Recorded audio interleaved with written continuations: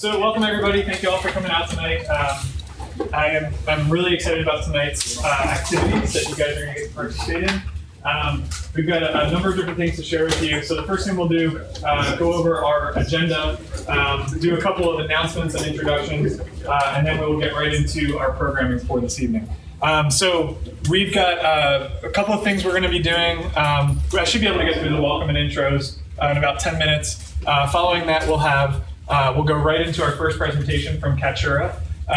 Following that, we'll do a short break so you can refuel, use the restrooms, that sort of thing.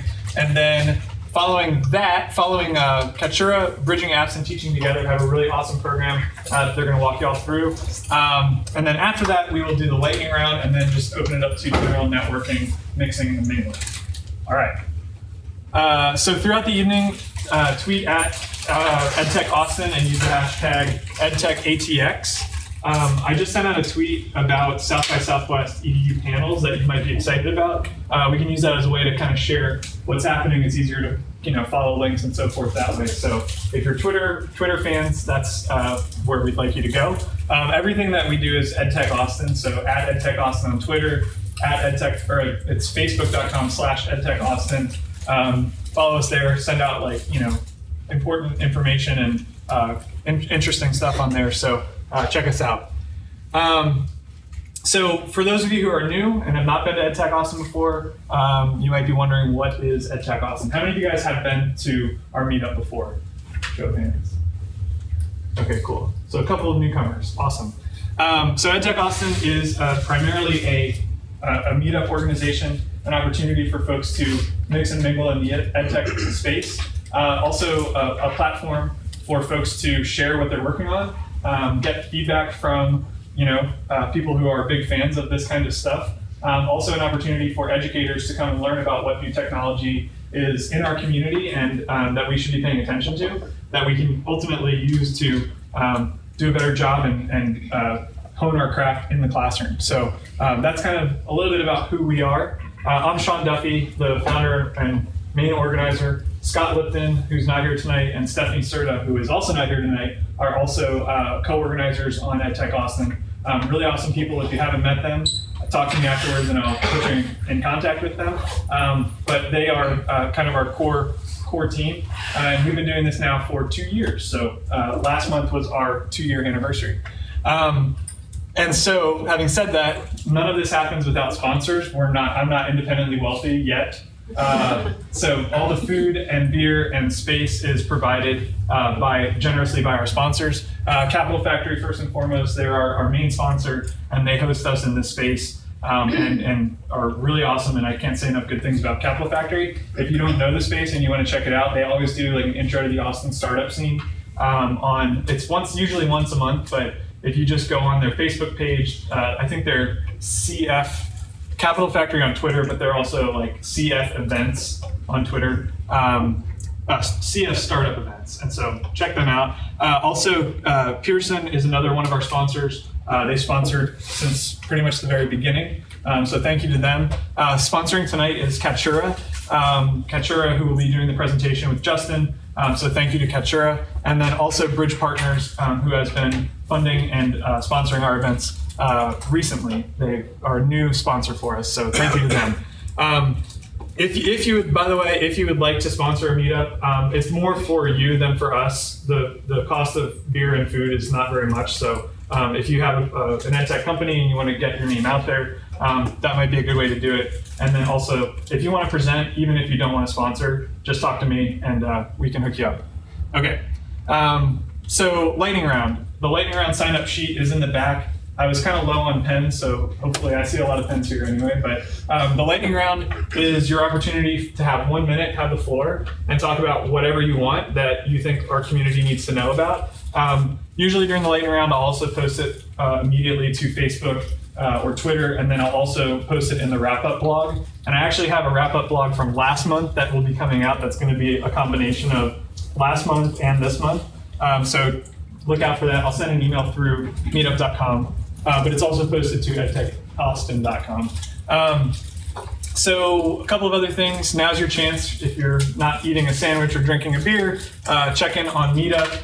give us a review, tell us what you think, what could be better. Follow us on Facebook and follow your neighbor on Twitter. You can do that at some point throughout the evening.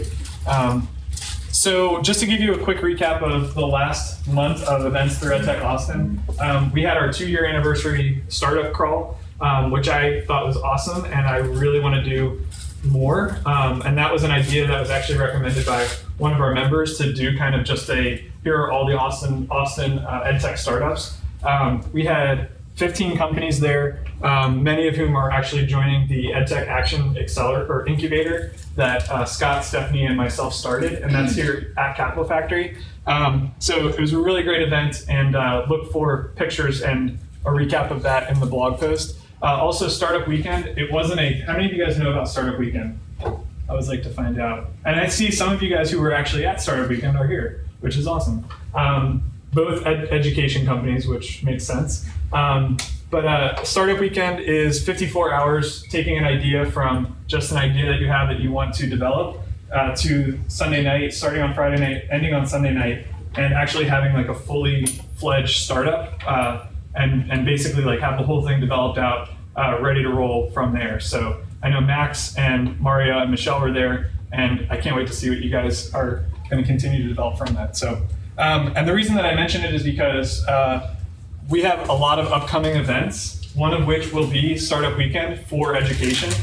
We did one in July, and we had, I think, 90 participants, which was huge. I mean, 90 people is a lot, but specifically for education is awesome. Just to give you an idea, Startup Weekend without a theme, we had 118 participants, so pretty close in terms of the interest and support in education.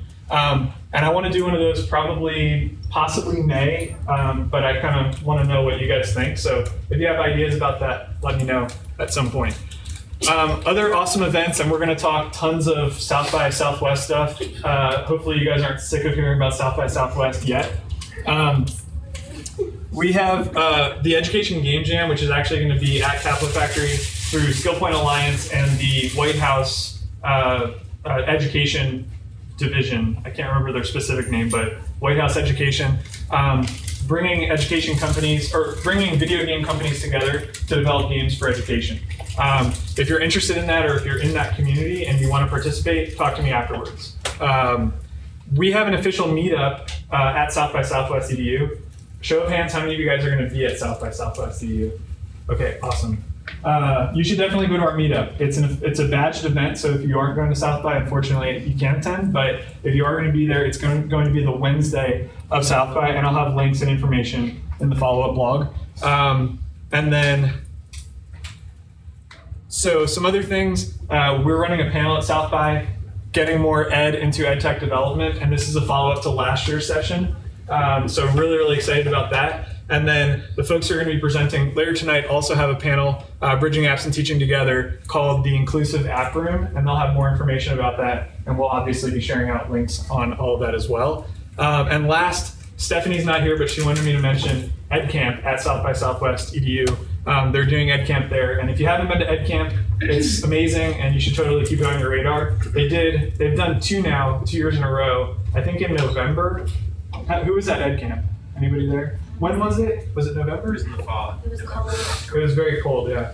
Briker Woods Elementary, does that sound right? Is that where it was? Yep. So do you know when they're going to do another official EdCamp? Okay. Well, we'll let you know. They're really cool. You should definitely go. And I think that's all I have. Oh, EdTech Action, our incubator here at Capital Factory. We're just getting off the ground. We just launched last month. We've got a bunch of companies who are working with us with the goal of obviously helping them build their companies and get out there into the space in a way that education companies really need that kind of support that Capital Factory can't provide. So we're here at Capital Factory. If you're interested in that, check us out at edtechaction.com. Thanks to some awesome people we met at Startup Weekend, we're going to have a way better website, and so hopefully we'll have that up by next week. And if you have other items to announce, post on Facebook or Twitter, or like I said, do the lightning round and you can talk about it tonight. Okay, so that's what I have for you. The last thing is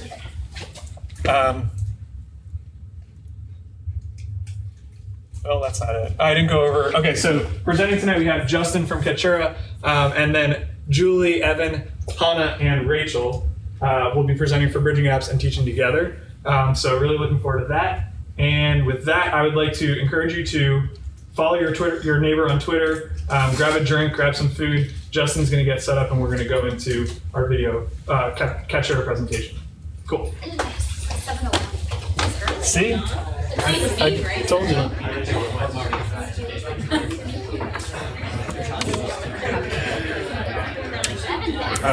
Okay. Did I put your name down?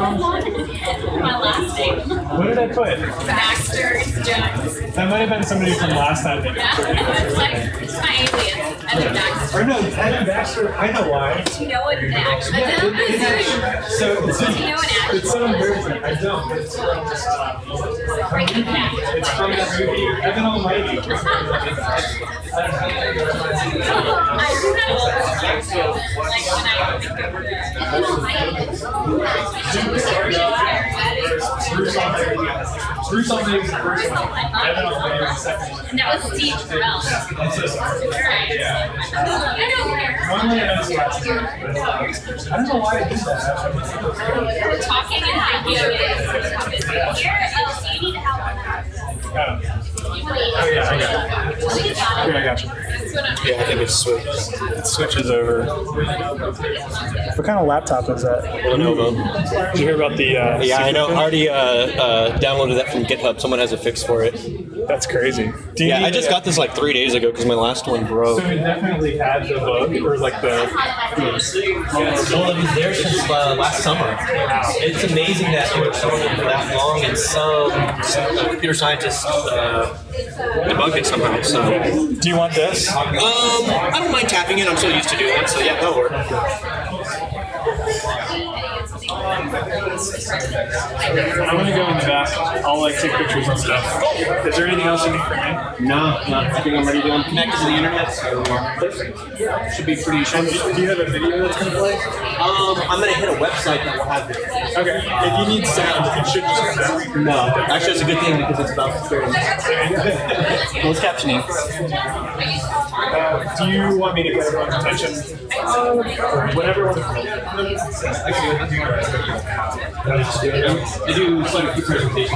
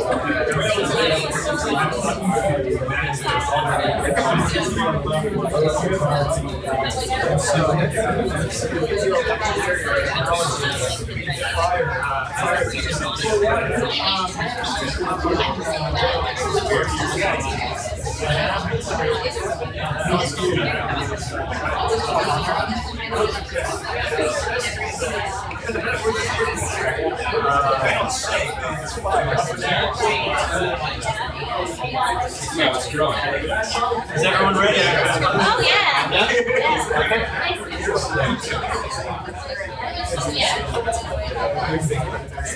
Well, thank you for coming. My name is Justin McCutcheon. I'm with a company called Cattura Video. It's a company I founded about 7 years ago. We've been evolving quite a bit over the past couple of years, but we provide video solutions for educators, anywhere from professional education down from universities all the way back down to secondary education. So my session tonight is goes along with the rest of the presenters here. It's actually, I took a segment out of my normal hour-long presentation and created a slide deck today. So I'm going to talk a little bit about video captioning and search capabilities for the hearing impaired. We've been dealing with video for a very long time, and the past 5 to 6 years, you guys have probably noticed that content is moving into video, right? There's a lot of text-based information out there, but children, you know, from secondary schools to universities love video. They absorb video. And we're seeing more teachers use video these days than ever before. There's some really interesting stats. I'm not going to throw a bunch of stats out there for you guys, but there are tremendous amounts of technologies out there being used for flipped classroom, lecture capture, distant learning. Basically, it's just another form of content. And with the tools and platforms today, you could do a lot more with it. So I'm going to talk a little bit about what we do with closed captioning. Some of this you might know with YouTube, but I'm going to talk a little bit about one of our partners. We work with Google Apps for Education, so we deal with the YouTube team quite a bit. We recently released a new platform. It's really interesting. It's a video platform mashup that bridges Google Apps for Education because it's free for educators. And we create this privatized YouTube experience. So I'm going to show you guys a YouTube portal that doesn't look like YouTube, and it lives and resides within your learning platform. Part of that is a piece of technology that we've leveraged from YouTube and a couple of other professional transcription companies to really enhance spoken word search. It's something you probably don't see today. If you go to YouTube, you can't really search for spoken word across the media gallery of all videos as well as inline video. So closed captioning is a very important aspect of video. We were really pushed in it because of Section 508 compliancy with content and getting it out there, and having video to do these professional things becomes very troublesome. So YouTube has done some great things for the community to help bridge these. So as I mentioned, Cattura Video is an actual video platform for teachers to capture, curate, upload, manage, and deliver video to students. So it is a video platform. I'm going to jump a little bit into closed captioning. So if you guys don't know what closed captionings are, I'm sure you guys know. Captions and transcripts allow video to be accessible.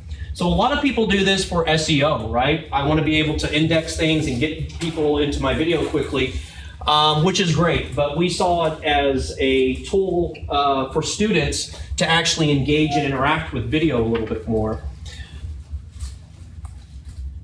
So the good news is YouTube will automatically transcribe all of your content. If you guys used any of this technology before, you realize that it's kind of hit and miss, right? Good quality audio. The content has to be somewhat simple, right? Giving a basic presentation on a subject in history is much different than a subject, say, in chemistry, where you have very compounded words. So it's good that they're doing this because most captioning costs anywhere from $2 to $3 a minute to transcribe professionally. The technology hasn't evolved to where computers do everything. So in the world of transcriptions, it's computer generated spoken word that comes in and it will actually transcribe that and do them in time segments. We've seen some great default YouTube generations where there's light captioning updates involved, meaning 80% of the content was great. So out of the box, that's a good thing. They also provide captioning tools so you could go in at any segment and actually update that content. So these tools are free, so great instead of paying $2 to $3 per minute of a video. So you can imagine if you have 10 to 20 to 30 to 40 videos and they're getting 10 minutes, 20 minutes, 30 minutes, and you're growing your video library for one class, this becomes an extreme cost and it's just not doable. So we have a couple of tools that we want to show you that cover some of these things. I just kind of mentioned the YouTube captions editor. So every video that you upload to YouTube will automatically transcribe. You have a simple captions editor in YouTube that allow you to go in there and actually adjust this content. So great free tool, time consuming. So it's one of those balances to where if you're wanting to deliver content that has great closed captioning, chances are you're going to have to go in there and do a little bit of editing. There's great transcription companies that you could send your video content off to and they'll professionally transcribe that, and I'll get into a little bit of that in a minute. But we saw something that was missing, right? In YouTube, it's basically just the closed captioning. There was no search capability behind that. So what we've created in our platform was a way for you to search across your entire video gallery for any spoken word. So if you knew a particular word was mentioned in a class, maybe it was marketing, and they were talking about what Coca-Cola did in the 1950s. You could simply type Coca-Cola and it's going to come up with every video that had that spoken word in it. So it's a great way to drive students to what they're exactly looking for, instead of just a piece of media. Most media that's searched online is through tags, right? Let me tag this video with this concept word, and this word, and students will find it, which is great, but there's a lot of content second by second, and that's where the captions come in. Number two, there's not really a smart video player as well that will allow you to search on captions. So if you know that there's a certain spoken word within a video, the typical interaction with the student is the second most used to YouTube UI feature, which is the scrubber, right? They get the video and they go 8 minutes. No, I think it was at 7. No, I think it's at 11. Okay, I think it's here, and they find it. So very poor search in the video for spoken word. And we also thought that there needed to be additional teaching information, text-based, with the video timeline itself. So our platform itself is very keen on timeline data. We think that every second of the video is important, and I'll start to show you a demo of this here. So we feel that we have solved this problem by actually creating a dynamic timeline with spoken word, and I'll show that to you.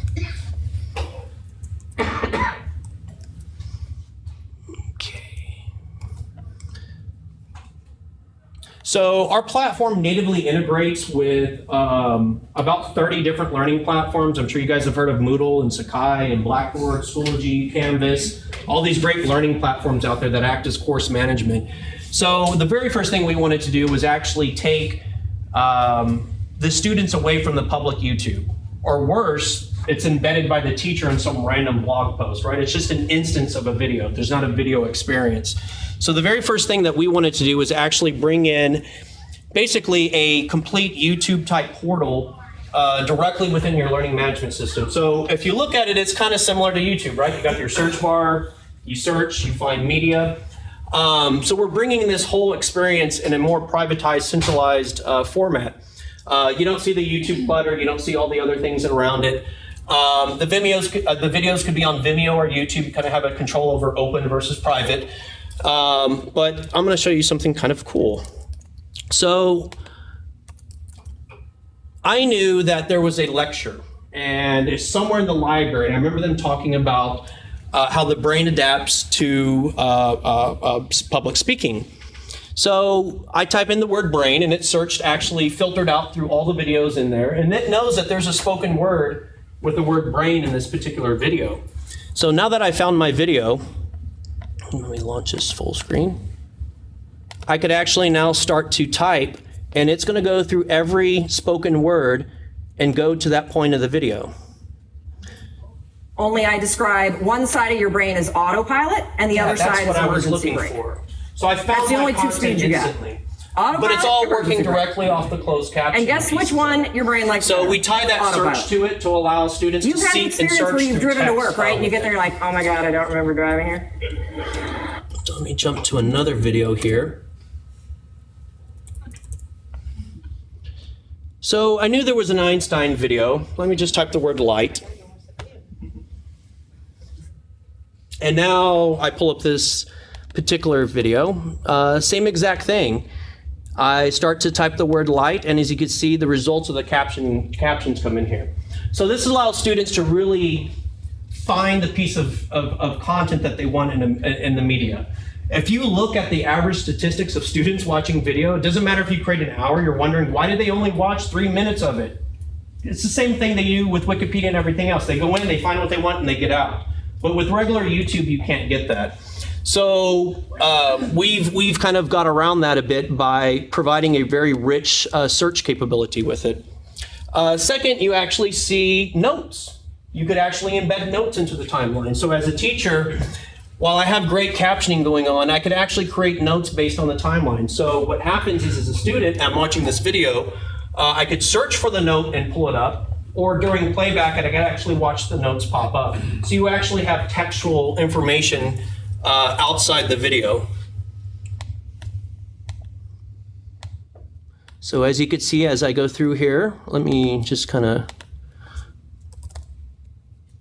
narrow the results down. And it was that part of the video that I'm interested in. If it was the speed of light that remained constant, regardless of reference frame. What we are doing is actually making YouTube a bit smarter, and we're providing that from a media gallery perspective. You could search for spoken word. And in our particular case, hitting Section 508 compliancy, we're able to provide a nice, rich transcription process. I want to talk a little bit about professional transcriptions. As I mentioned before, there is a fee for most of it. What happens is exactly what YouTube does. You upload a video, and we'll basically take the audio track and convert it to text, the spoken word to text. As I mentioned in the beginning of the presentation, that's kind of hit or miss. Sometimes you get good results, sometimes you get bad results. You do have an editor to update it, but that's about it. We're working with quite a few schools in California that are very much pressing the fact about Section 508 compliancy, and video is becoming bigger, and it's becoming really a big issue there because a lot of the content's being pushed out as video. And there are professional transcription companies. Our particular platform will allow you to connect to it automatically. So you could go into any video and just hit a button and say transcribe, and it will go out to a professional video service. What happens is it's human generated. So the computer is going to convert 50%, 60%, 70%, the rest that can't get transcribed. They do professionally. So it's actually a manual person sitting behind a computer updating your captions in order to get it just perfect. But we tie to a couple of those services as well. So you can actually ease the process of getting your video professionally transcribed. Obviously, YouTube has this built in. We kind of piggybacked a little bit on this session because we were wanting to come up here soon and talk about our video platform.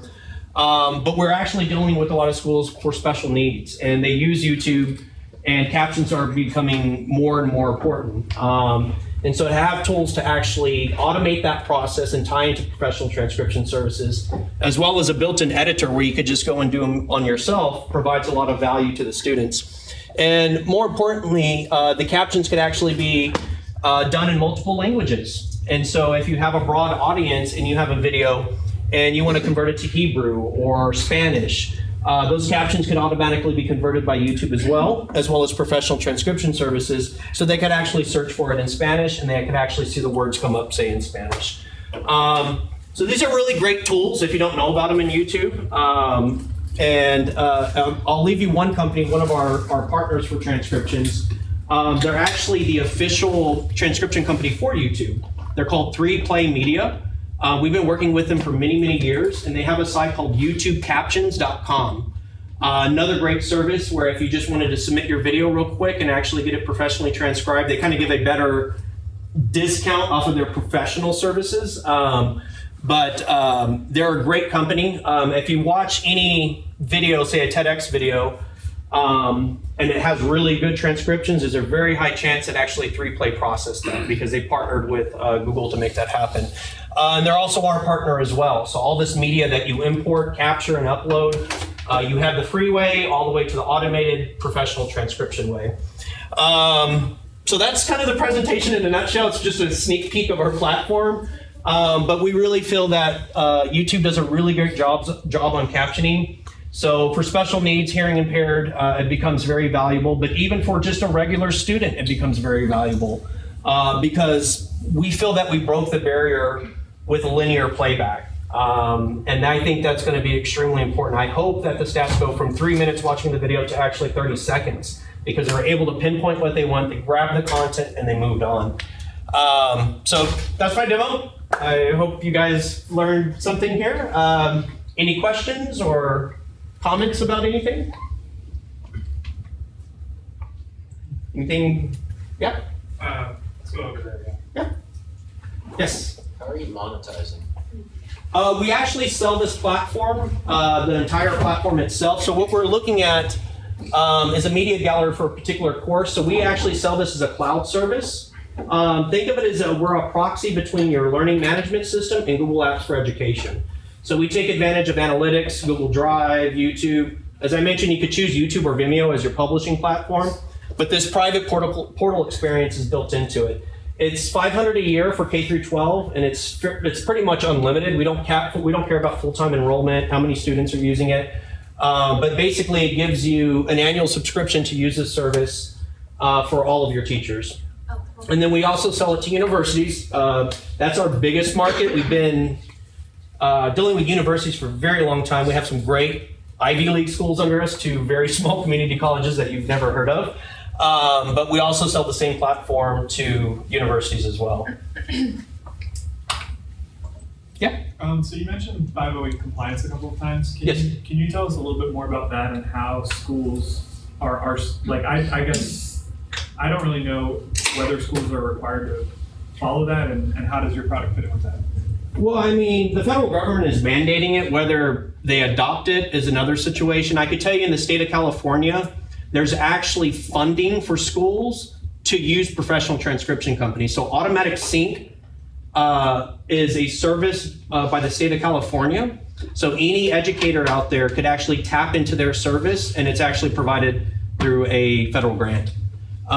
Each state, it's a bit different. It's one of those things, I think anything where federal gets involved in technology and education, they're always 10 years behind, we're always 10 years ahead, and it just becomes kind of a difficult situation. I mean, Section 508 is really about accessibility.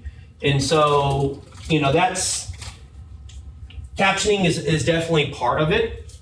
But each state kind of has their own set of rules. Certain organizations it's mandated. You have to have it. But we've seen it completely different from state to state that we go into. California is one of those states where every video has to be actually professionally transcribed. And so our clients that are out there, actually, we hook the system into Automatic Sync. So every video that they upload, they could choose, yes, I do want it transcribed, or no, I don't, you know, for whatever particular reason. So we do kind of automate that on the back end, but again, it just varies from state to state. And I think that mandate will be much stronger over the years. I mean, there's the Future Ready Schools Act that's going on right now with, you know, the whole new digital initiative behind content, and I think Section 508 compliance will always kind of be in the background there pushing the tech companies to that standard. But, you know, captioning in itself is an impossible technology. 7 years ago, we were actually trying to develop what YouTube was doing, and we gave up because it's just like, I mean, we had PhD scientists working for us on this, on an algorithm. And while we were able to get close, it's the same results as YouTube. The technology is not perfect. Dialects are there, words that are very hard to pronounce, like I mentioned, chemistry courses or science courses. The tools are definitely getting better, but I do see the professional transcription side of this in the video business, at least for the next 10 to 15 years. If I were to guess where this is just completely automated and everything works, we're probably looking 20 to 30 years from now, which, you know, hopefully by then I'm retired and become someone else's issue, but that's kind of my view on it. Chief? My question's kind of tangentially related. Mm-hmm. So captioning for the hearing impaired, and the other side, the flip side of that is audio description for the visually impaired. Mm-hmm. However, you know, that once again, that then becomes content that can be text and integrated in there. Is YouTube or anyone else looking at trying to, you know, take the content of that second audio channel and make that available? I think where this applies with education a lot is, especially, you can imagine in a lecture and the guy's talking, or gal, and they're saying, and over here, you know, I'm doing this, and visually they're drawing a circle on it or something like that. Well, that, once again, that the text transcription of that is not useful. But when you apply video description of it, then you have something that can be used that way. Am I making sense? Yeah, you are. And I don't know if this is the right answer, and I think it might help in your particular situation. There's a tool called YouTube Annotator.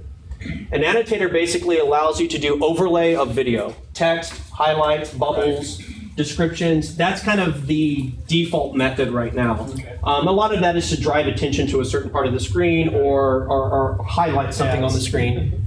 So most situations where that's needed, usually the annotator tools kind of kick in. If you guys have heard of Camtasia, which is a pretty big product, That's kind of what they are, right? It's a video editor plus adding all those layers on it. If you're uploading to YouTube, use the YouTube annotator. It's just as good and it's free.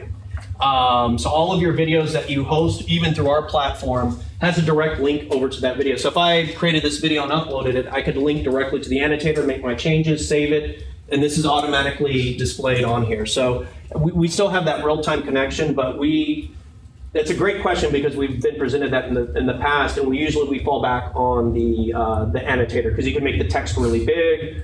Can you combine that text then with either your notes or something like that for the search? Wonderful question. Not yet. YouTube API, the 3.0 version, is coming out this summer, and I think it's going to open even more tools to us directly to do those things. But no, it's a great question. And actually, it's funny because that was talked in a developer meeting about 4 weeks ago. Because we were doing so much annotator work, we asked the developers, is there an API we could just say what text was added at what point in time? And then we could show that in our search. Because our search is pretty much a global search to search everything about that video. Yes? So how do you go about getting the partnerships for the forest management companies? And what's the deal there? Like what do they gain out of it? We are a content provider, and every LMS company is dying for great content in their system. And there's one magical thing that we do. We're an LTI certified app. So if you guys hadn't heard of LTI, it's Learning Tools Interoperability. Back in the days, we would have to build this app for Blackboard, for Moodle, for Sakai, for all these things. Development nightmare, cost goes up, and it's pushed onto you. So LTI said, this is ridiculous. Everyone's proprietary. Canvas actually was the company that started that, but the IMS consortium now runs the LTI spec.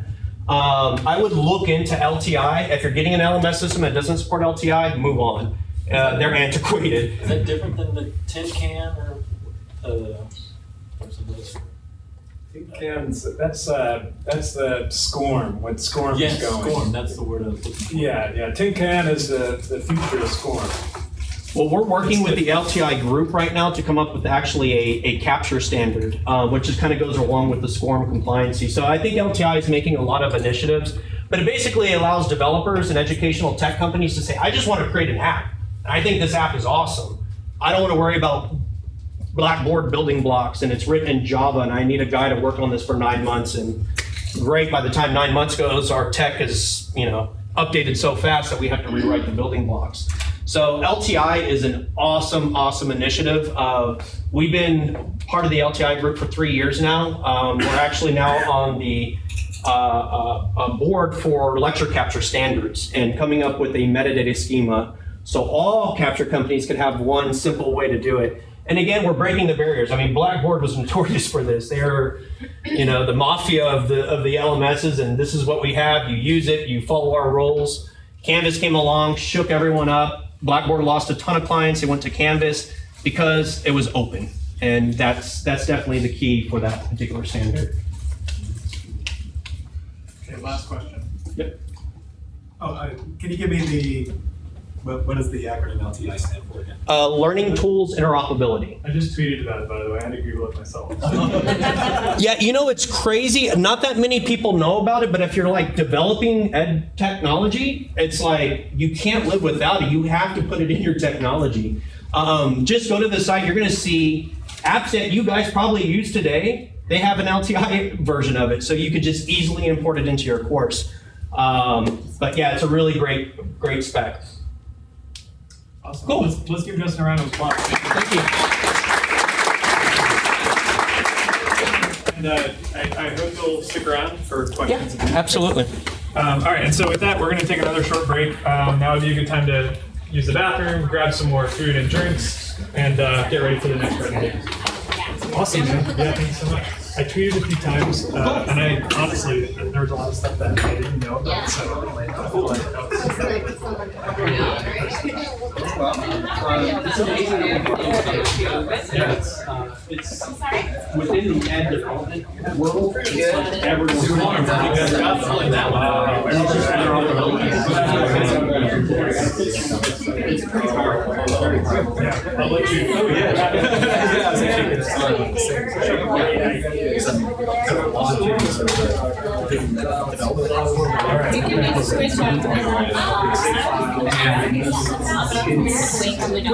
Thinking about it kind of it's coming from a lot of like research and kind of Do you know what it's supposed to be on? terrified all the compliance issues are keeping student data more responsible. So does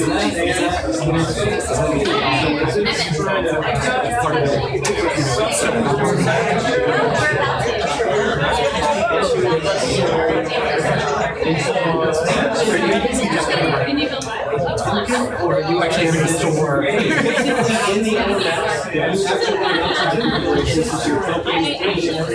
which authenticates against partners. So basically, it's almost like a paper, right?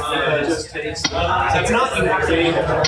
Well, that's not a word. And what happens is LTI authenticates are you a teacher, are you a student, and you have this role. And so when a teacher asks, our system knows what they are, we right now we do that in the classes, so we do the double sign on to sign on. But that's basically right. Yeah. Instead of using something close to right,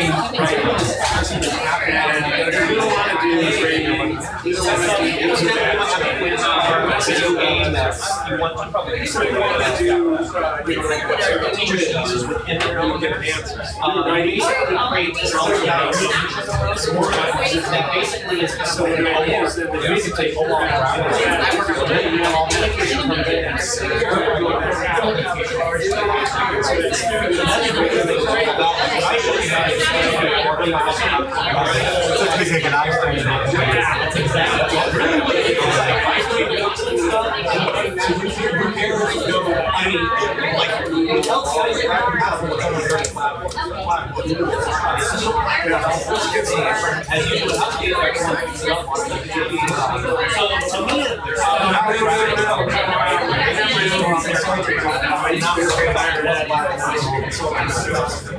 but yeah, it's really just a. Are you storing the data or it's all on your cloud? It's all Google Apps. Oh, it's on Google Apps. It's because it's Google Apps account.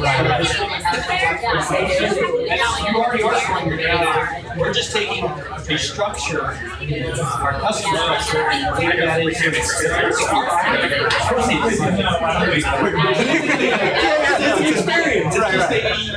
Sort of remixing that content. Absolutely. So using the server. Absolutely. So whenever a student or teacher hits it, we know who they are. And based on that, we make service calls and pull back an app experience. Is there, I mean, what's it like on the client side? Because I imagine you are housing some data.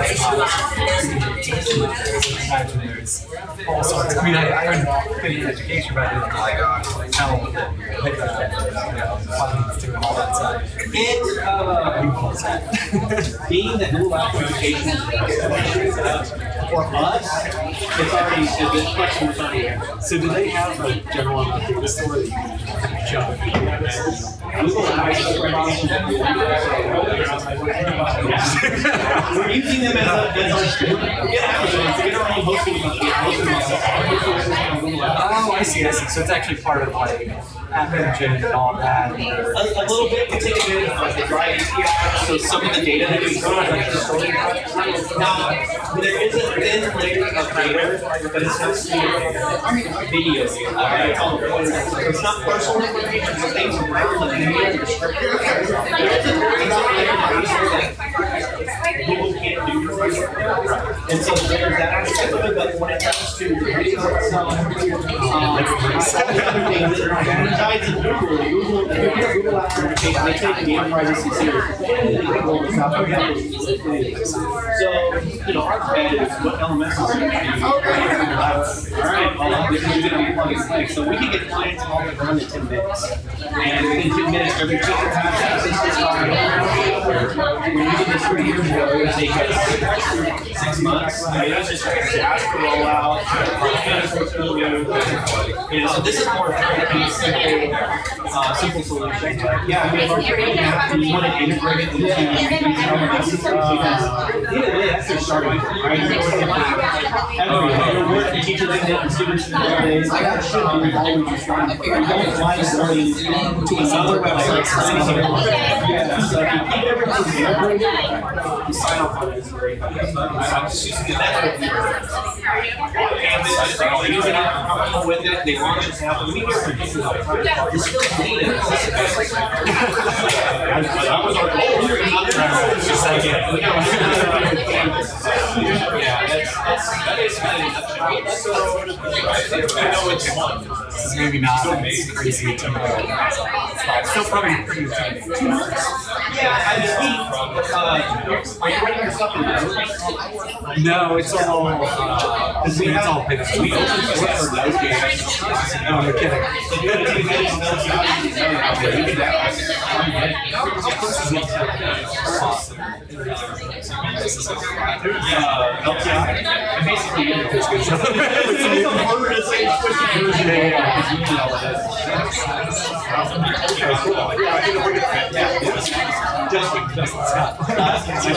So you're doing you have that low. Well, so I think there's more kind of general platform.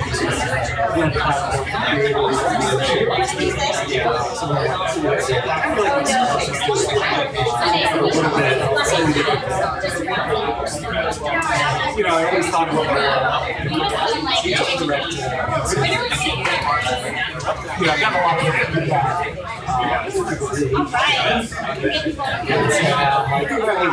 I mean, that's always the same thing. The amount of resources so I think we should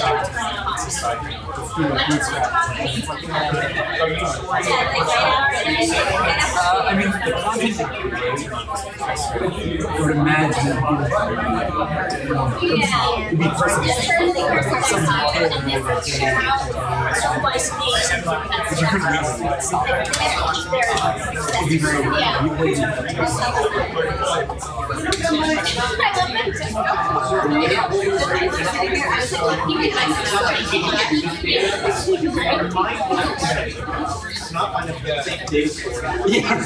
Google, I mean, Google.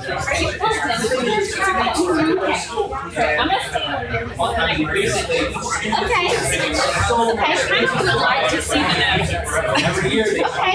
Do I need us to put my? I can just like set it here. I'm just like set As soon as you said that's awesome. It's like a non-decision. University of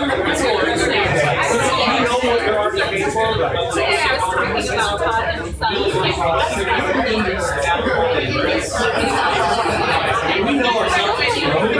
But it's like, throw your future years. It's like I'm telling you the same thing every way.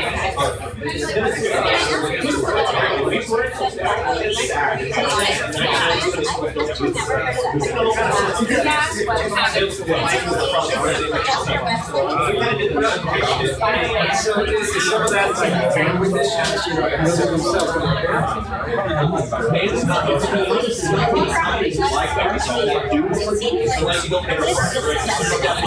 so what comes to that is that front page is definitely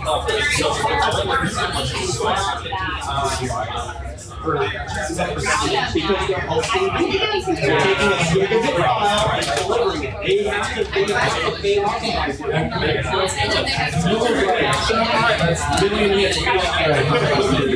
What do you do about situations like yes, after maybe do some sort of education, you just stay away from it?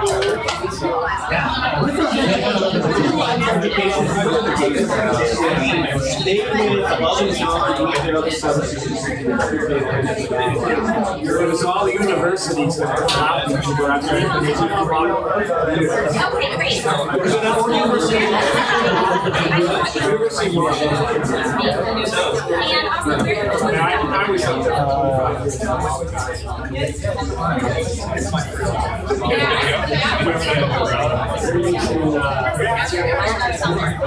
also, and then you can wear this. Thank you. All right, guys, we're going to get started. So if you want to find your way back to your seat, we're going to get started with this. So when do I put the glasses on? Right now. Oh, man. I'm going to try and do it. I don't know. Okay, you guys, now it's time, if you haven't already, to put your disability on. So if you got glasses, time to put your glasses on. If you have rubber bands, you're going to restrict your hand movement. So you either have a fisted grasp or you cannot isolate a single finger. Just wrap around a couple times. You have earplugs in, you're now hearing impaired. Play your games. And you're nonverbal, sorry. You can try it. It's clean, I promise. Brand new. Okay. Never used it. Just took it out of the bag. Hannah, can you get it this time? Okay.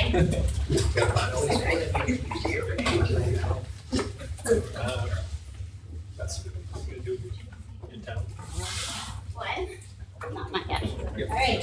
So we would like you. We're just going to start off right away. Has everybody got their stuff on and in and you're doing it all? Ready for class? Okay. So all right, class. We are going to do a quick lesson today. We are going to watch a video from BrainPop. So just pay attention, focus, really do your best, okay, everybody? Because there's going to be a quiz on this. So you really need to pay attention. Well, that's not a word. Oh, year. I thought it was something else. Dear Tim and Moby, what is dyslexia? Does it mean that you see everything backwards? From Jane. Dyslexia is a learning disability that affects a whole lot of kids and adults. It mainly causes problems for people when they're reading, but it can make writing, spelling, and math difficult, and sometimes even listening and speaking too. But dyslexia is not about seeing letters or words backwards. Yeah, lots of people think that, but it's just not true. People with dyslexia have trouble recognizing certain words, and that makes it tough to read. Well, a person with dyslexia might see a word like... Please look at the screen. Thank you. Okay, and then your brain has to link the letters you see with how they're supposed to sound. I'm looking at this and thinking, effluent, telephone. Hey, it's not funny. Remember what a tough time you had putting together that model plane last week, and then I did it in 5 minutes? Sean, can you sit still? Different people have different strengths. So, like I was saying, the letters on the page are not matching up with the sounds in my brain. I can get it with some practice. Elephant, yeah. But there's no guarantee it'll stick. I might see the same word tomorrow and go through the same work to match up the sounds in my head with the text on that page. Well, it's not all bad. It's kind of like breaking a code, matching up the sounds with the right letters or groups of letters. But it is hard work. No way. Being dyslexic doesn't have anything to do with how intelligent you are. In fact, people with dyslexia are often incredibly intelligent, creative thinkers who have a gift for problem solving and thinking outside the box. People with dyslexia do have to work extra hard in school, at home, everywhere. I really don't The good news understand is what's you can funny. find ways of learning that work for you. Dyslexia appears to be more common in boys than girls, and it's not something that you outgrow. There are plenty of successful people in the world who have dyslexia. Yep. Researchers have been able to figure out a lot about how the brain works by using something called functional magnetic resonance imaging. fMRI is something like an X-ray that lets researchers see a picture of a person's brain activity while they're doing something, like reading. The more we learn about dyslexia, the better we will be at identifying it and developing different learning strategies for kids. Oh, I'm ready. I've been thinking up words this whole time. Let's see. D-Y-S. There. Dyslexia. I'm pretty sure it's spelled right, but you might want to go ahead and challenge me anyway. It's worth about 1,000,000 points. Okay, so I would like you to, thinking about the video that we just watched, go ahead and, should we do a turn and talk Yeah, let's first? just do a turn and talk. Well, you got 30 seconds. Talk to your partner about what you just saw. What's the most important thing that you Just saw? find someone near you, quickly partner up, and talk about what you just saw. Yeah, leave it on. Yeah, if you have a mouth guard, don't take it out, please. Talk about. I just gave the directions. Why don't you don't know what? Ask Maybe your you friend. should pay attention if you don't understand the directions. People without dyslexia see words. People that are not partnering. What I understand there is someone with dyslexia is different. Why are you talking? Okay, that's it.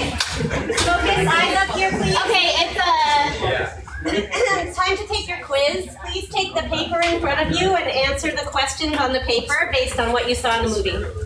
this is silent on your own work. Please raise your hand if you need something to write with. You need a quiz. What?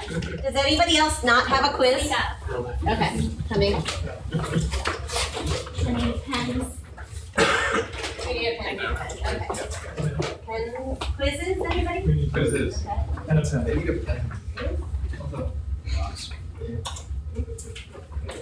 Pens are coming.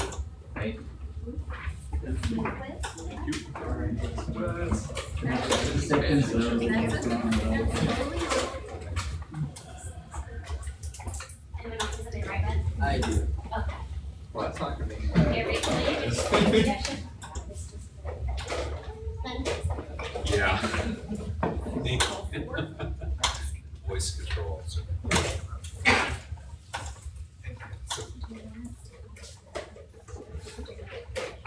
So what is this? Joe. Do you work? Yeah.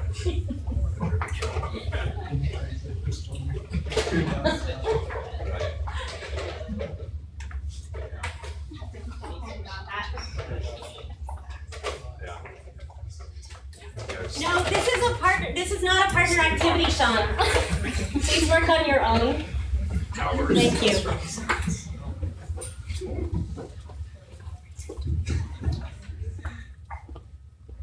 Okay, so folks, you should be finishing up. You have about 10 more seconds. 10, 9, 8, 7, 6, 5, 4, 3, 2, 1. Okay, eyes up here. Please don't hit pens down. Thank you. Okay, we would like you to take a look at the answers and check your answers. Okay, we're gonna put them up on the screen so you can check yourself. So this was like, Brain Pop is geared for kids, so this shouldn't have been that hard for you. You have to keep them on. Middle school. You're gonna be a headache. Oh, no. Oh, we're like this. Okay, just go ahead and check. Okay, when you're done, eyes up here.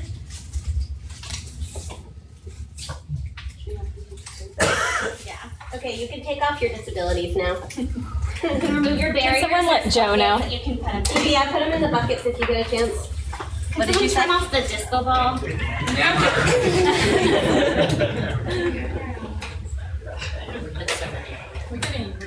No, we're not reusing the mouth guards. You can just hold on to that, please. Oh yeah, the earplugs is, Yeah, don't put the, we don't need those back. Just the goggles and the other. the rubber band. Come to our panel at South by Southwest and you'll get your plugs.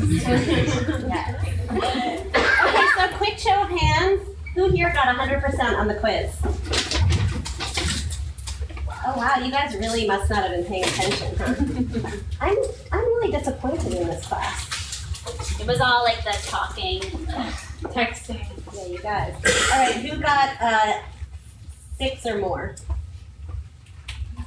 Good job. Nice work, you guys. All right, who got 3 or more? All right, you can try a little harder next time. And who got 0? Right? Anybody 0?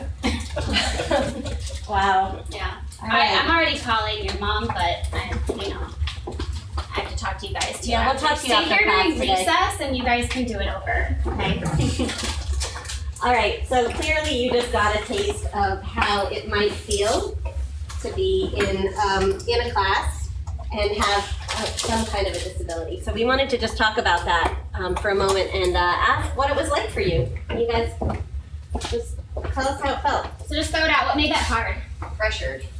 Pressure? You can also throw out literally what was making it I hard. literally could not see. Okay. I mean, that's not true. I could see, but not anything meaningful. Okay. Yeah, I couldn't see that. You had the mask on, right? Yeah. Okay. Difficult to focus.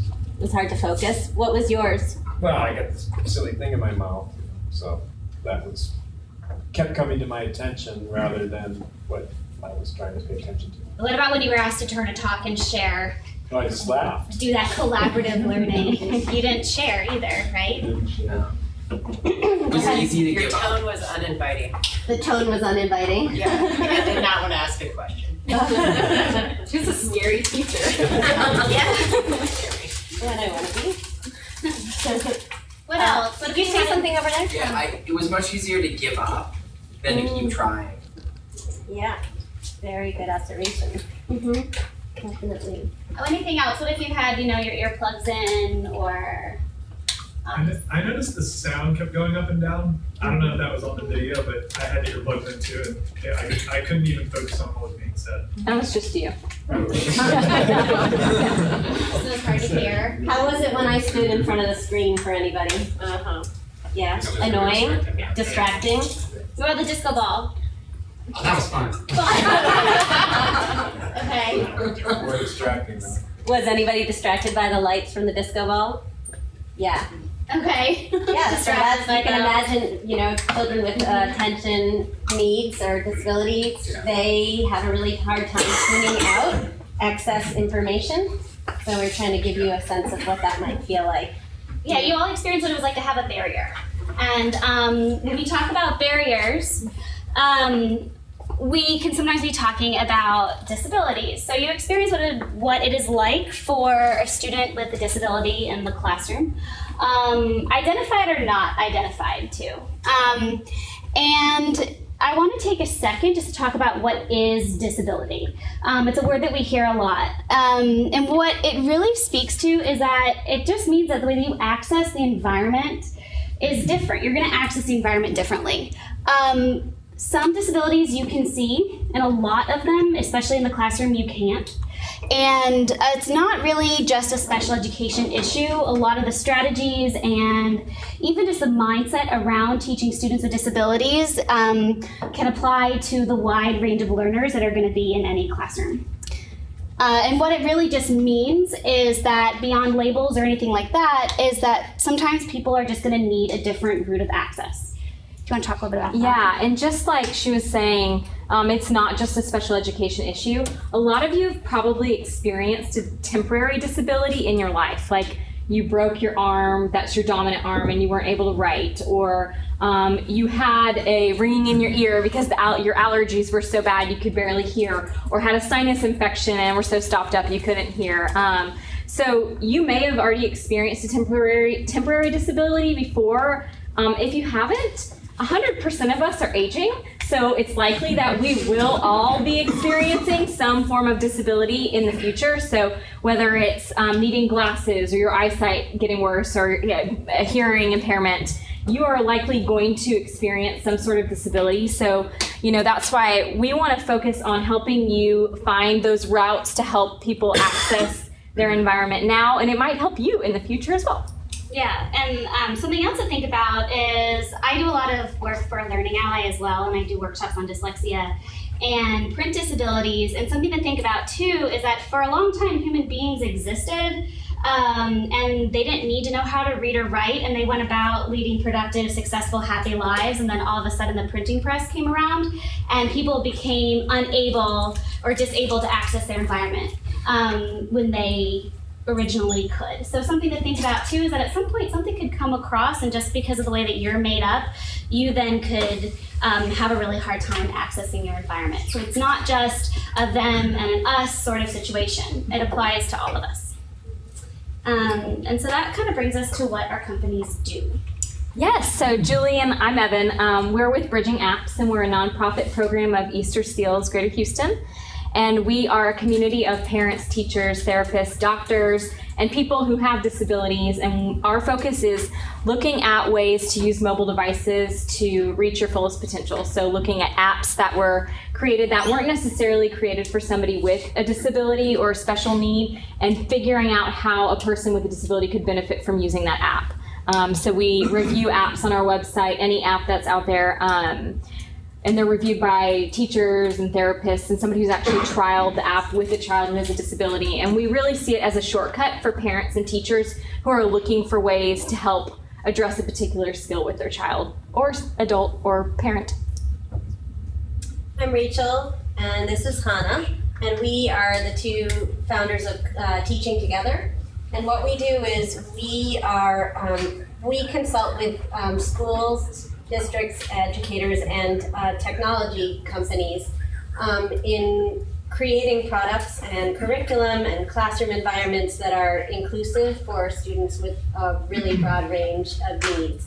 So we work, and that really, our main focus is inclusion, which is bringing students with special needs into the general ed classroom and making the curriculum and any products that they use as accessible as possible so that they can learn alongside their typically developing peers. Yeah, and inclusion is a word that we hear a lot. It's sort of a buzzword right now, but just to talk about this for a second, the thing is that it's not just enough just to open the door.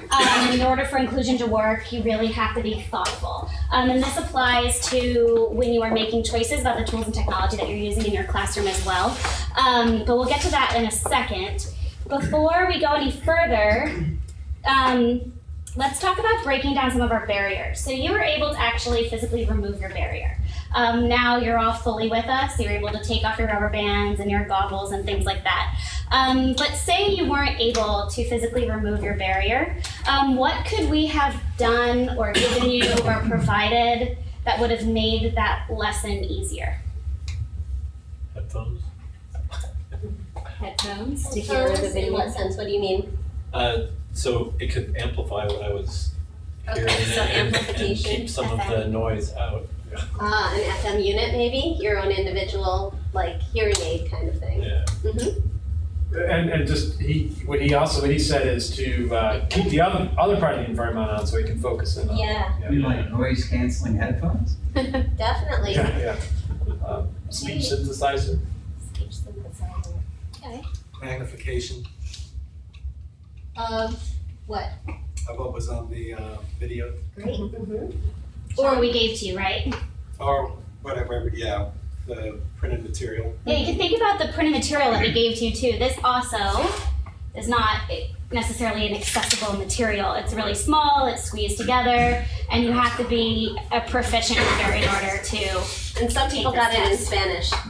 Yeah, I was gonna say that for me, like I almost got to the point I couldn't see anyway, but I was gonna use that app that like translates as you look at it because I was like, it's not in my language. I don't know how to speak. So you could have used technology to help you access it, right? Apps and materials. A translator app. What about those of you who have the physical, the rubber band on your hand? Yes. It was really hard. I'm right-handed and I put the rubber band on my right hand. So it was really hard to just circle. So a computer or an online test would have been easier to just Tablet. put the answer. Did you say what you wanted to say? Okay, great. So there's all kinds of routes and different ways to get over the barriers that you've had. You want to say something? I was going to ask if there's anybody who had earplugs in. Is there anything other than amplification that could have helped you? Yeah. Well, if I was sitting way up front, I might have heard a little bit better. I could hear like mumbling, but I couldn't make it out. Maybe if I was closer. Definitely. Obviously, some kind of closed captioning. Captioning. Just like we saw before, a nice link to our previous presenter. Could we have even, oh yeah, go for it. You could have a ban on party lights in the classroom. But just keeping it, obviously, designing a classroom where distractions are limited, maybe no windows out to the parking lot or things like that. I can't. Fluorescent lighting? How could we have even designed this lesson so it could have been less distracting? You could have paused the video and talked about it a little bit. So kind of have milestones and chunk it. Definitely.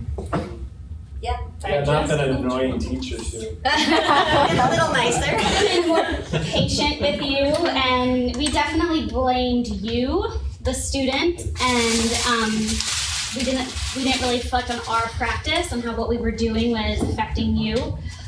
We could have delivered this in 2 smaller groups. There's 4 teachers here. We could have brought you guys, we could have brought you over here, we could have brought you over here, we could have done this as a station.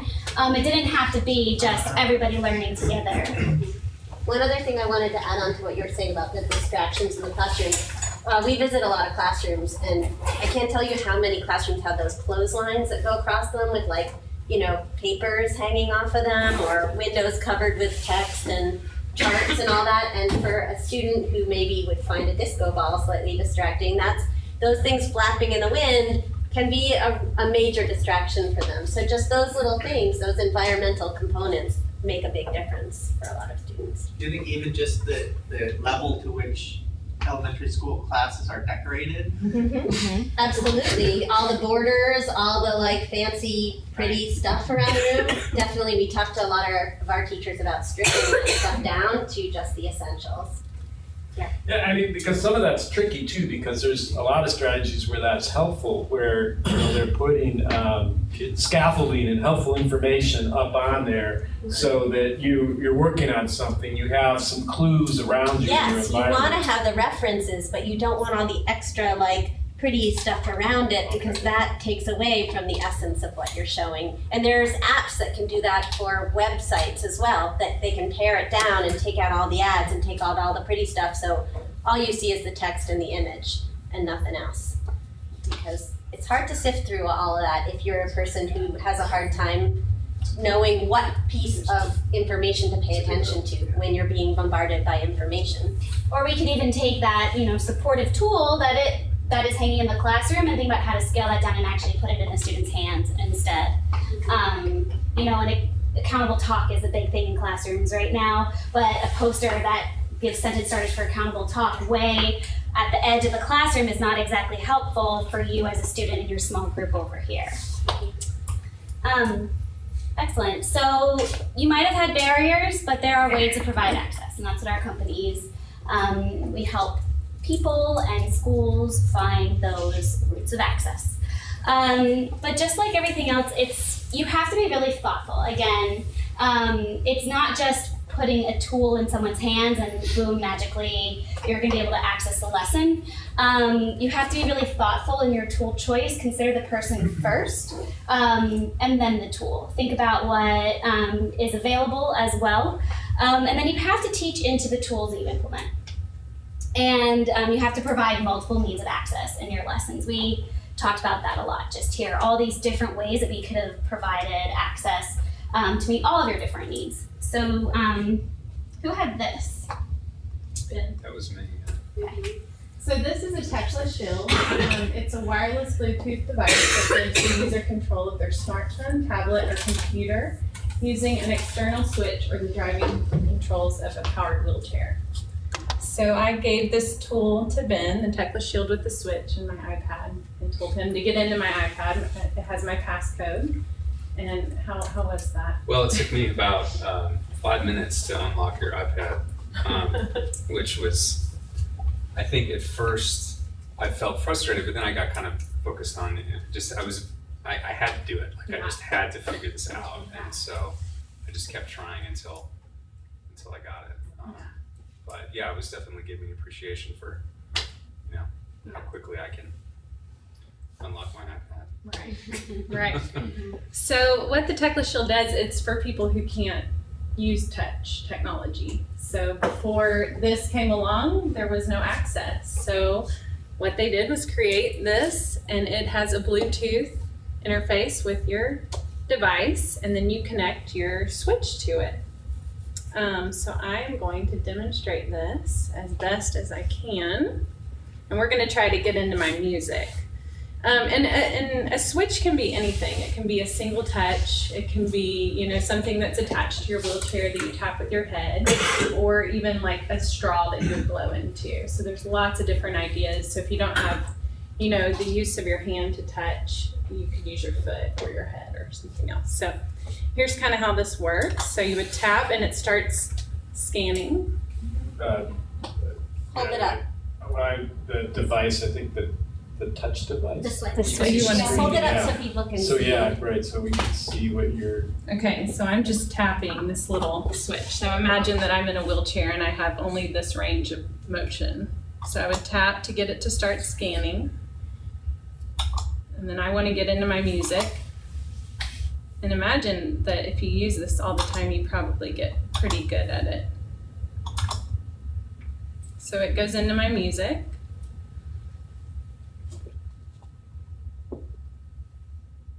And you kind of have to be patient. You all could have benefited from some extra time, right? Yeah. She's been practicing.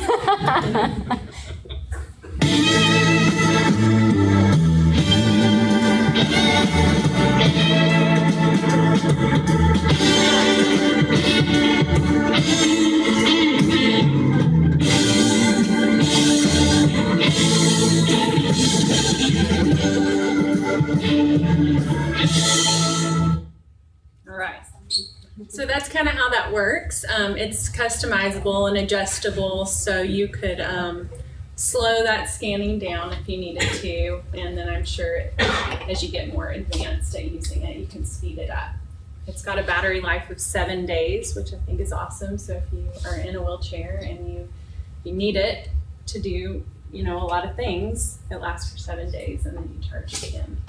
It's about $395. Is that taking advantage of the accessibility switch? Okay.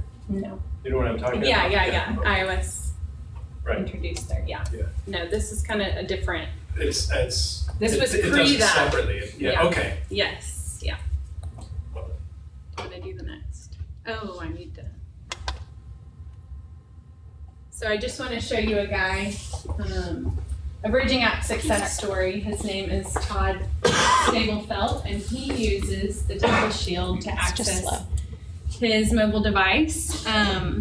He is the CEO of a software company, and he is I'm not loud enough. Sorry. He's quadriplegic, and so he uses this for pretty much everything, and he uses a straw to blow into. That's his switch to access. He's also started his own foundation to get more technology to people like himself. Just kind of an inspiration, and he takes the bus, he does everything independently, which is amazing. So no use of any muscles anywhere. If people want to find out more, it's a pretty incredible story. If they want to find out more, they can go to your blog, right? The BridgingApps blog. If you go to bridgingapps.org, we have a lot of success stories on our page. He's just one of them, and there is a video about him that's pretty inspiring. And just a word about accessibility as well. Do you want to, if you were going to talk about this? Oh, I will. Yeah, okay, perfect. Yeah, so what we want is just for developers to also consider accessibility when you develop your apps. And in the back, if you didn't get one, there's a list of suggested app features that are also on our BridgingApps website.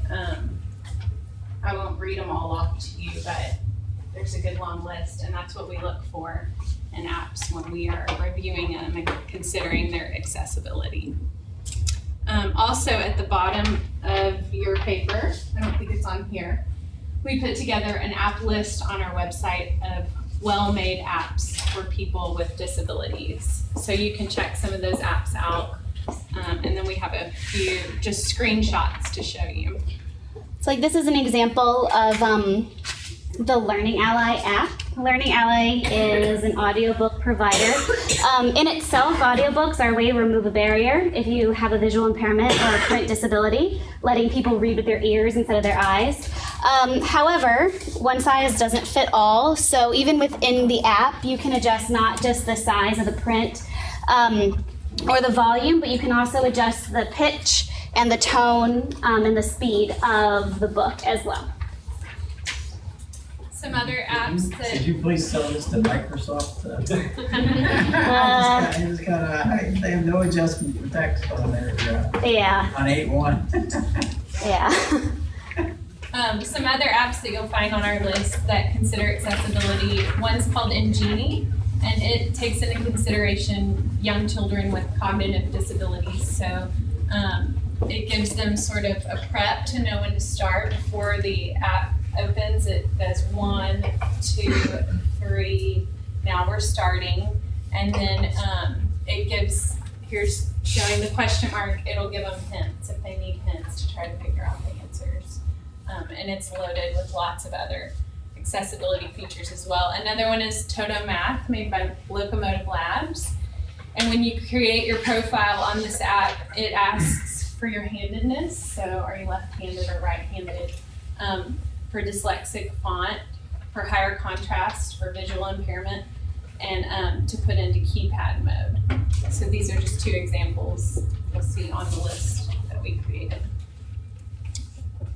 So that's a little preview of what you'll be seeing at South by Southwest if you come to our sessions. We're going to be doing this simulation again, but on a larger scale, and then we'll actually be breaking off into groups and thinking about really exploring some of the tools that you saw up here today, some ones that you didn't see, and also working together with your community to figure out really the best practice within your profession on how to implement and develop these tools. Y'all have any questions? None? Yeah. How would, if I had an app that I wanted to share with you guys and get promoted through your organization, how would I do that? Sure. For Bridging Apps, we have an app search engine tool on our website, so parents or teachers or anyone can go on there and search for apps. We actually break them down by every skill your app addresses rather than age, diagnosis, or grade, or whatever subject matter. If you are interested in if you have an app and you want to submit it to us, you can submit it for free on our website, bridgingapps.org, and we will send it to a teacher or a therapist who will actually trial the app with somebody who has a disability, and then they will provide the review, and typically we send it. Do we send it back to them before we post it? We can if you want us to. Yeah. But we'll post the review, and that's usually really great for developers to see ways to improve their app that maybe they hadn't thought about. So seeing different accessibility features that maybe they hadn't considered, it's a good way to get on there. And then we typically would put it on our blog as well, so it would go out to our community. We've even helped developers find, test users. Mm-hmm. So we would put out on Facebook, hey, this developer's looking for young children with Down syndrome to trial the app. And so we would help developers in that way. And not even just for apps that are made for students with special needs. These are any app in general, because as we mentioned, it's not limited to special needs. And if you develop these features now, it's going to make your product better for a wider market. So it's not even just about accessing, children with disabilities, but everybody. I guess this is maybe a little bit more on the philosophical side, but how do you feel about, students with learning disabilities utilizing apps instead of coming up with strategies for themselves or being given strategies and practicing those strategies that are not app-based, not technology-based, it's just internal, they're doing it? Mm-hmm. It's a really good question. I think the ultimate goal when we're teaching any kid is we're teaching them independence, how to be an independent, successful learner. So anything that any tool that we're gonna put in a student's hands, that's gonna be the ultimate goal. So how, with the most integrity, can we get you to be as independent as possible with this content? So that's a really good question. I guess we can bring it down to, say a student does have dyslexia, and I think that is an educational choice that the teacher really has to make and be thoughtful for the student and make sure that some of the time the student can have access to grade level material in whatever way that means. So say the student isn't reading on grade level yet, but definitely has all these ideas of what's going on in social studies, then why don't we let the student read the social studies textbook by listening to it instead and participate in that conversation. And maybe we let them dictate what they want to say before they start writing it. But then part of the day is definitely spent teaching the student exactly where they're at as well, and teaching into those strategies. And to follow up on that too, so like learning disabilities, like all kinds of disabilities, there's a spectrum and not everything the same. I worked on a project once for middle school students. This was 20 years ago. We gave them laptops, and some of these people struggled with their own handwriting. They couldn't write something that they could read themselves, so they couldn't take notes that they could use. They were able to learn keyboarding skills, so they were able to take their own notes for themselves like that. Another example of something that I've seen like that also is where you have a note taker that's in the room, and they have like a split screen sort of situation, and they're providing clues to them and hints to them that they're able to take notes on and stuff like that. So technology, you're right, you don't want it to be a crutch, you want it to be an enabler. I think that one of the things to add on to that about sort of technology and accessibility features in anything is that, if you think about me, I have glasses on right now, right? And that's a form of accessibility for me, is to be able to see better because I have my glasses on. And if people just said, well, that's a crutch, you have to take off your glasses, I wouldn't be able to see anymore. So some of the tools that we have to be mindful about how we give people the tools that we give them, whether or not we're holding them back or we're just providing a route of access, because sometimes you might be holding them back by providing them, you only ever have to use a calculator, you never have to do mental math, right? That might be replacing the learning that the child needs to do ultimately. Some kids will always need a calculator, and taking that calculator away from them is going to be detrimental to their learning at some point, eventually. So we have to be mindful about how we bring the tools in and if and when we pull them away from students. It's called fading the tools in special ed. What about vision therapy apps? There's numerous apps which help improve visions. They're being used by athletes and what they call them, little cloud things. There's another special name for it. But it puts little clouds up on the screen and you tap it, and it's supposed to improve your vision. Interesting. I haven't heard about that. It's used a lot there's a name for it, but it's used a lot by professional athletes, and now they make apps for this for your iPad and your phone. I think whatever you're putting in a student's hands, you just have to be careful of not making it, a digital babysitter. So for example, with Joe, I gave him Candy Crush, sorry to call you out, but I gave him Candy Crush to play on my iPad, and that was just honestly to simulate what happens. Often you have a student in your classroom and you're not really sure what to do. So you're going to give them something, and so often I see teachers just giving students an iPad or an app just to keep the student busy. And what that just really becomes a digital babysitter, and soon it starts to collect dust, because that's not the point of inclusion anyway. The point of inclusion is to be learning alongside your peers and doing that in any way that you can. Joe was learning side by side with you, but he definitely wasn't doing the same thing, and he definitely didn't have access to it, but he was occupied. So that was probably going to collect dust after a while, because he doesn't want to be isolated like that.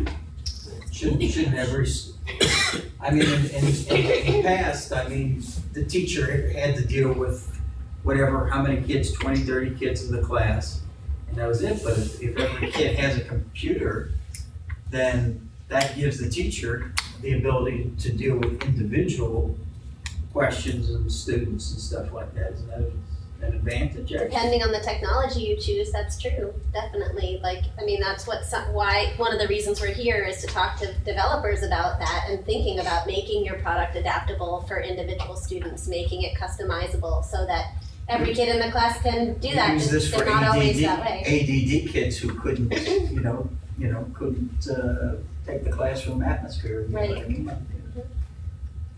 I just want to say, I think that goes to each individual teacher and how they choose to utilize it. I don't think you can say, across the board. Every teacher is different, every student's different, so each one has Exactly. there's no written, there's nothing fixed that's for every student. Right, I think that has to be worked out on an individual basis. They can't just say, this is how it works for every teacher that I'm presenting. Definitely, and to that level too, making sure that when you are developing products, technology products that you want teachers and students to be using in the classroom, make sure that there's some sort of learning community or professional development around using your product. I tell teachers all the time that not knowing how to use something is not an excuse not to try something out or not to use a form of technology in your classroom. But at the same time, teachers should be given the time to actually trial things out and experiment before using it in their classroom so they don't give up on using it. So for folks who develop software, I think accessible is like globalization, in that the more you learn about it, the bigger a space you realize it is, like the more issues you learn about. And so I think what happens all too often is that as a result, folks end up just totally punting on it, saying this is too big of a thing for us to bite off. There's too many issues to deal with. So we're just not going to be able to end them at all and focus on another part of the product. So how do you advise folks in terms of when you have limited resources, where do you start? Like where do you best put your resources to make it accessible in a certain way to start with? Like how do you find those high value? Yeah, I think the list on that sheet with the suggested app features is a good starting point, because it just gives you something as simple as changing the colors on your app could make a huge impact for somebody who has a visual impairment. So we've kind of bulleted out some ones that are really simple that you could take into consideration, because it will be more expensive to go back and try to redo the features after the app is already built. So we have been trying so hard to get in front of developers with some of these features before they're finished with their app, because it's not cost effective for them to go back and redo it. So if they take some of these simple things into account earlier on, I think it'll be a lot easier. And we're actually, you might disagree with, I understand what you're saying too, and actually Rachel is going to be hosting another session. Are you going to be at South by EDU? Okay, because we're going to have another conversation about, is that really the way to go? And just kind of hashing out that issue is, do we try to reach the broadest audience as possible, or do we try to just be narrow, what's going to be good for our business, but what's also going to be good for kids? So I think that's it. You hit the nail on the head on a really big issue. Something to add to that too is just that it may be worth your while to make those considerations earlier on, because when you make your product more accessible, you're just making it available to a much broader audience. So in terms of sort of your end, your bottom line in the end, right? You'll have more users if you make it more accessible. It'll be something that more classrooms will use, more teachers will use, more students will use if it's available to them. And we don't even know what compliance is coming down the road for apps. We haven't even really scratched the surface of that yet. So it could be a requirement in the future. This is also something that Hannah and I do at Teaching2Gether, is consulting with EdTech companies. So if it's something you're interested in talking to us more about, also we're available, and you have all our info on the site. And we should have some time at the end of tonight's program for you to all these folks. So with that, let's give them all a round of applause. Thank you.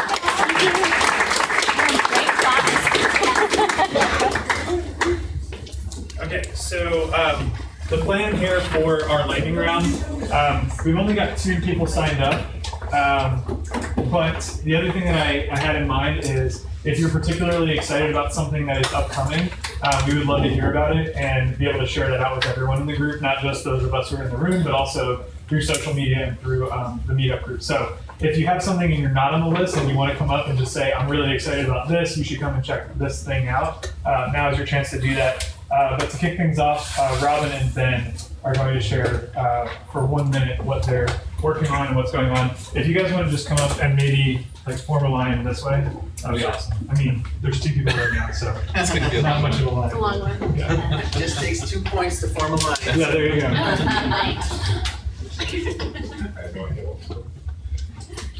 So Robin, if you want to I got first, man. So my name is Robin Kriegelstein. I am a behavior designer. So that's kind of like a variation on UX that focuses on the psychology of behavioral psychology and behavioral economics and all those kinds of things to design things to help improve their actual use and use the way we'd like them to be done. So, so I'm a member of the Stanford Persuasive Technology Lab with Dr. DJ Fogg, who's famous for the Fogg model of behavior design.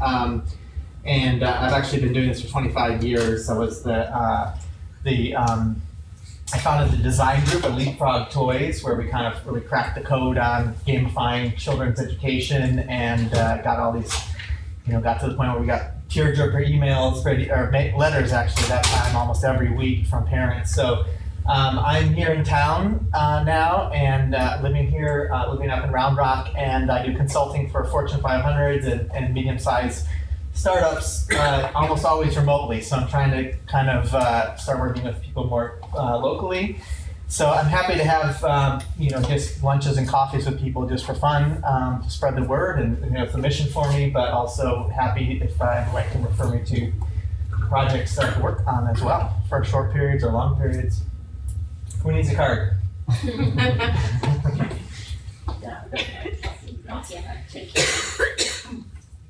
I'm with her. Okay, that's all right. One will do.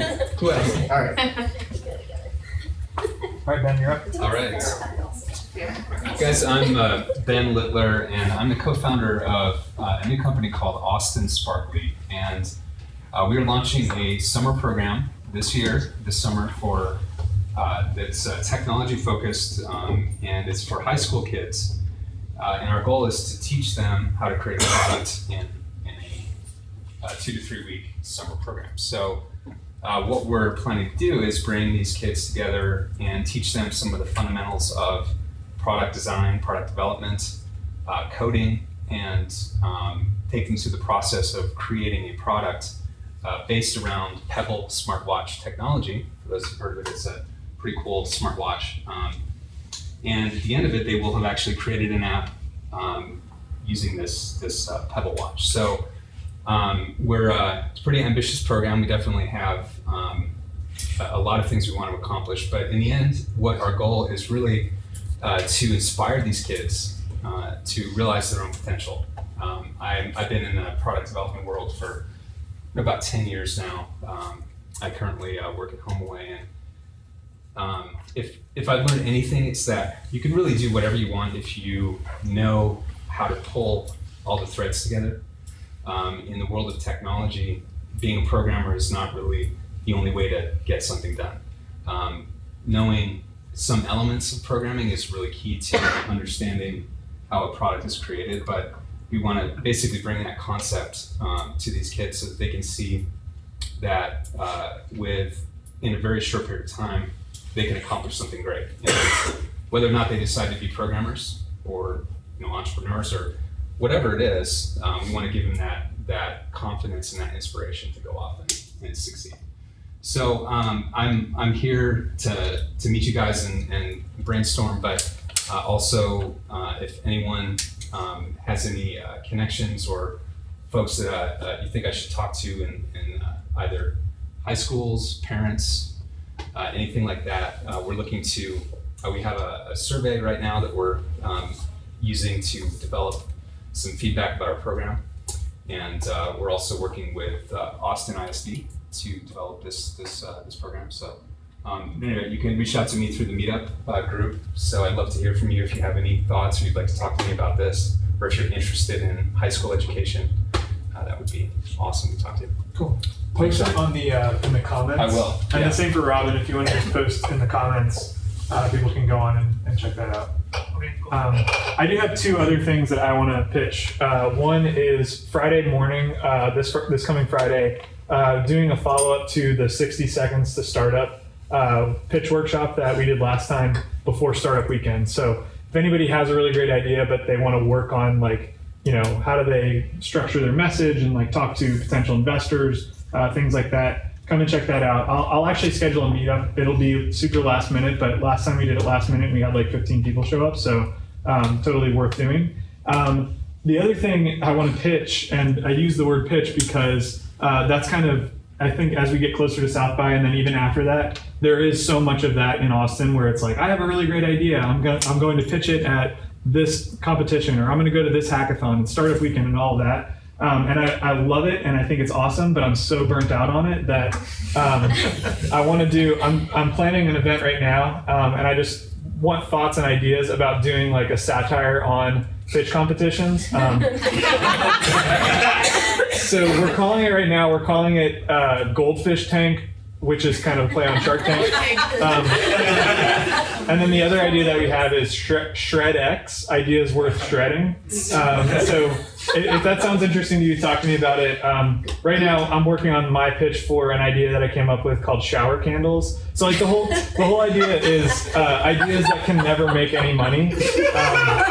And I think it'd be really interesting to get some education input on that. So like, what are the worst ideas for classrooms? And I think that the reason, like, there's a kernel of learning in it, which is like, I want to hear all the worst ideas so we can just get them all out of the way so we can start focusing on things that are actually going to make meaningful change. That's awesome. So yeah, if you guys are interested, talk to me about it. We haven't set anything up yet, but we're in the early stages of it. So it has to include beer, though. Oh yeah, actually, so the cool thing is we're actually going to charge, but it's basically however much you want to pay. So we'll have tickets ranging from $1 to like $1 million.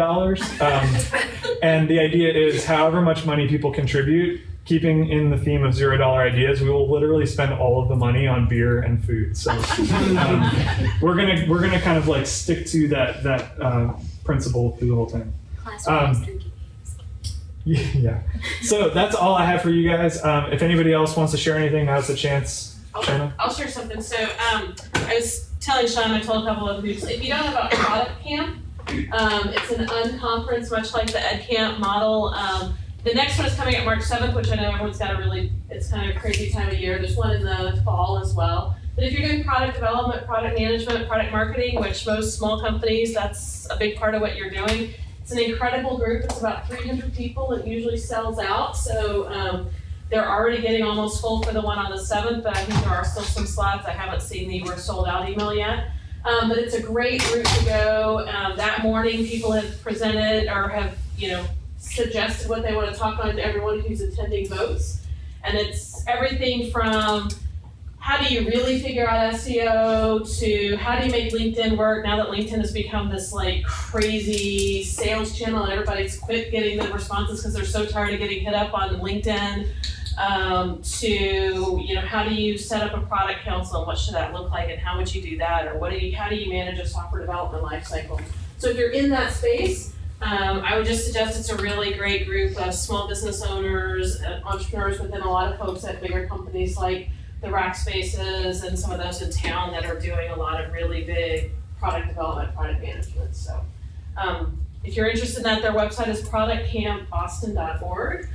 Or I can give you a card and I can shoot you the email. You should tweet it out and use the hashtag. Tweet it out as well, because they have their own hashtag. Yeah. And if you are busy for March 7th, I would say and you're interested in this space, get on the distribution list. There's a LinkedIn group for it, and there's some really good opportunities there as well. So. Cool. I have one thing to share. Sure. Does anyone have or know of a teenage girl who's learning to drive? Yes. Or going to learn how to drive soon? Amy Poehler Smart Girls, have you heard of that website? They're hosting an event, a free event in Austin for girls 14 to 18, learning how to drive, and it's what happens if you get straight on the side of the road, driving safety, how to change a tire, how to check your oil, things like that. So there's a flyer up front if you're interested. Have you talked to Aceable? They should promote that. Okay, I'm gonna write that down. Yeah. And Amy Poehler will probably not be there, but her best friend will be. So close. Totally. You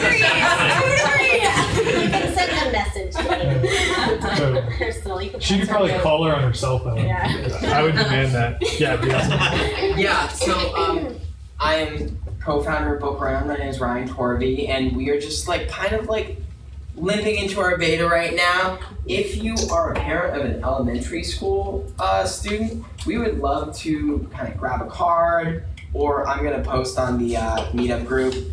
And Book Around, for those of you who don't know and haven't heard yet, it is a video book review website where the idea is that within a classroom or within a school, students are all reading books and then doing 20 or 25-second videos, reviews and recommendations that get posted out to their friends. So it's a closed, contained social network. We're starting it with some parent stuff too.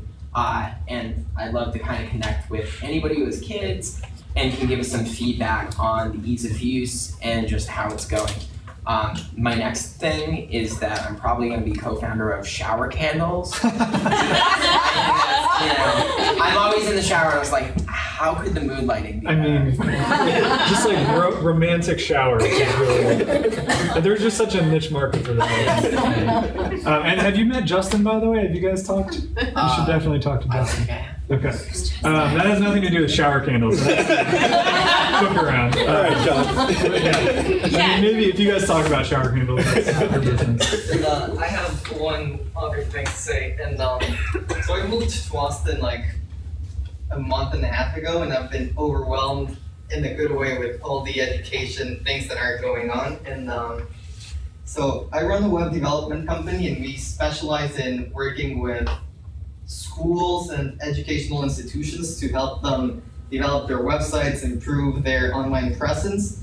And we work with schools all over the US and all over the world, really. So if anyone's interested in that, just talk to me and we'll be very happy to help. Thank you. Awesome. This has been a good lightning round. You guys are all willing to share. Sure, go ahead. Hi everyone, I'm John Hughes. This will be a little bit different than all of your kind of ed-techy things, but I'm a professor at UT in learning technologies, and with a graduate student, we're doing a research study on makerspaces, and we're particularly interested in interviewing people who are starting or who have started makerspaces. We're looking at the leadership aspects of that. So if you know of anyone in any realm, it can be from K-12 all the way through higher education, feel free to just let me know or contact me. My Twitter is Tech Edges, so you can contact me there, or I have a card. Do they have to be here in Austin? No, anywhere. Yeah, all over the world. Do you know the guys from Makerversity? Have you talked to them? No. All right, I'll connect you via Twitter. Okay, great. Cool. Yeah, Mario. Might as well. I'm Mario Hernandez. Michelle and I co-founded an EdTech company at Startup Weekend 2 weekends ago called Edible. But beyond that, we're also Texas State alumni. And here in Austin, usually in a room this big, we're the only two. Everybody else is either from UT or out of state. And so next week, we are co-founding or co-organizing a Texas State entrepreneur meetup for people here in Austin. So if you know anybody who is either a current Texas State student or Texas State alumni, and they're interested in entrepreneurship, or they have a startup or a small business, let them know that we are doing this. It's our first one next week. It's going to be at Opal Divines on North Austin, off of Mopac at 6:30. We set up a meetup page last night. I think about 7 people signed up. So awesome. If you can figure out who that 8th person will be for us, we'd love that. Sometimes it feels like we're the only ones, when we're in big crowds. So I know there's other Texas State alumni out there or current students, so we want them to join us. I would post that on Reddit, like the R Austin subreddit, and then look for events and stuff like that. But you might find some people there. Yeah, we shared it with some of our former professors, and we have 4 of them on board who are trying to spread the word. But we could use more help. Cool. Sounds good. Yeah. This is a little bit different, but my name is Rich Lampert. I'm a technology teacher at the Texas School of Technology and Visual Experience here in Austin. Actually, there are just 2 apps that were recently released that are basically OCR apps. One is called KNFB Reader. It's amazing. It's a $100 app. But what it does is it take a picture of printed material, scans it, OCRs it, but when it reads back to you, it has the moving highlight. So not only does it help people with visual impairments, but people with learning disabilities. It also has a neat feature in there. It will give you audio feedback on basically if you have the document within the edges of the camera, and also if it's tilted or not. But there's also an app that was released by Abby Fine Reader. The company's been in OCR for years, for $6.99. That pretty much does the same thing, but doesn't have the audio feedback if you have the camera tilted correctly, or the highlight. But with using VoiceOver, which is the screen reader in iOS, boy, it works great. What's it called? It's called, oh, I didn't even say it. It's called Text Grabber Plus, and it's the plus sign. So it's a great way to access printed material for students who have, who basically don't have a visual impairment but have a learning disability and do better with auditory. Wow, what a great app! And then you can do anything you want with the text. Save it, share it, email it to yourself, tweet it, whatever you want to do. I can tell Hannah's already trying to figure out how to incorporate that in your South by presentation. So yeah. Text Grabber Plus. Cool. ABBYY. They've been around a long time. All right. Anybody else? All right. So we have time for just some short networking. We do have to be out here by 9 o'clock, and I'll appreciate any help I can get in cleaning up. So thank you all for coming out tonight. Hope to see you next time. And yeah. Can I just take a box of the sandwiches?